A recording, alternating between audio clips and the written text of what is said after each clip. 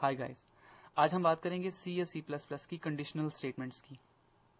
सबसे पहले बात करते हैं एक सिंपल स्टेटमेंट की। एक सिंपल स्टेटमेंट ऐसी स्टेटमेंट होती है जो प्रोग्राम रन करने के बाद बगैर किसी रुकावट के इंडिपेंडेंटली एग्जीक्यूट करती है। फॉर एग्जांपल, अगर मेरे पास एक स्टेटमेंट है see out welcome to my program, तो ये एक सिंपल स्टेटमेंट है और ये प्रोग्राम रन करने के बाद लाजमी एग्जीक्यूट करेगी। लेकिन अगर यही स्टेटमेंट मेरी किसी भी कंडीशन पे डिपेंड करे, कंडीशन के ट्रू होने पे ये एग्जीक्यूट करे और फॉल्स होने पे एग्जीक्यूट ना करे, तो फिर ये स्टेटमेंट एक डिपेंडेंट स्टेटमेंट होगी और इस स्टेटमेंट को हम कंडीशनल स्टेटमेंट कहेंगे।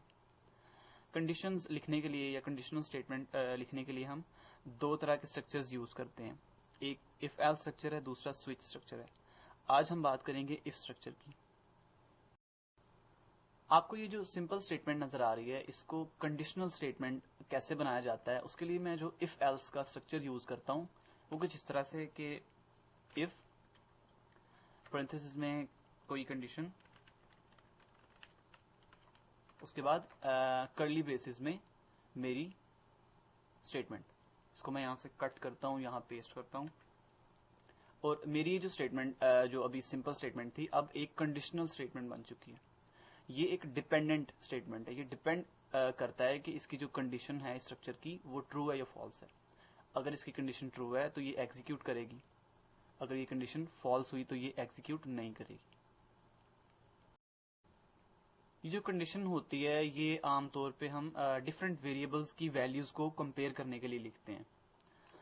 फॉर एग्जाम्पल, अगर मेरे पास एक इंटीजर वेरिएबल x है जिसमें मैं कोई वैल्यू 10 असाइन करता हूँ, तो इसकी जो कंडीशन मैं लिख सकता हूँ, कुछ इस तरह से लिख सकता हूँ कि if x equals 10 then cout. ये जो स्टेटमेंट अब आपको नजर आ रही है, ये बेसिकली डिपेंड करती है x की वैल्यू पे। If the value of x is equal to 10 then the statement will execute. और अगर x की वैल्यू 10 के इक्वल नहीं है तो ये कंडीशन फॉल्स हो जाएगी और हमारी ये वाली स्टेटमेंट एग्जीक्यूट नहीं करेगी। कंडीशंस में हम रिलेशनल ऑपरेटर्स का यूज करते हैं। इस बारे में हम अगली वीडियो में मजीद बात करेंगे। रिलेशनल ऑपरेटर जो होते हैं वो आपकी राइट और लेफ्ट वाली वैल्यू को कंपेयर करते हैं और एक ट्रू या फॉल्स रिटर्न करते हैं। ये जो ऊपर आपको इक्वल टू का साइन नजर आ रहा है, ये असाइनमेंट ऑपरेटर है। इसका मकसद राइट वाली वैल्यू को लेफ्ट वाली वेरिएबल में असाइन करना है, जबकि नीचे वाला जो equal double equal to sign है ये बिल्कुल एक डिफरेंट चीज है। ये एक रिलेशनल ऑपरेटर है और इसका मकसद लेफ्ट और राइट वाली वैल्यू को कंपेयर करने के बाद एक ट्रू या फॉल्स रिटर्न करना है। अगर तो x की वैल्यू 10 के इक्वल हुई तो ये ट्रू रिटर्न करेगा, अगर x इक्वल्स 10 ना हुआ तो ये फॉल्स रिटर्न करेगा। इस तरह से ये ट्रू या फॉल्स होने के नतीजे में ये मेरी स्टेटमेंट एग्जीक्यूट करेगी या फिर नहीं करेगी। प्रोग्राम को रन करके देखते हैं।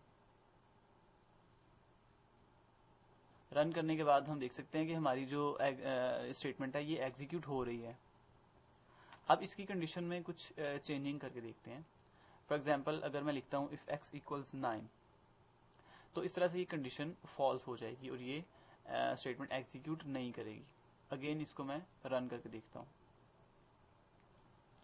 इस दफा देख सकते हैं कि कोई लाइन, कोई मेरी स्टेटमेंट एग्जीक्यूट नहीं हुई क्योंकि कंडीशन फॉल्स थी। अगली दफा हम बात करेंगे रिलेशनल ऑपरेटर्स की और देखेंगे कि किस तरह से रिलेशनल ऑपरेटर्स को हम कंडीशंस में यूज करते हैं।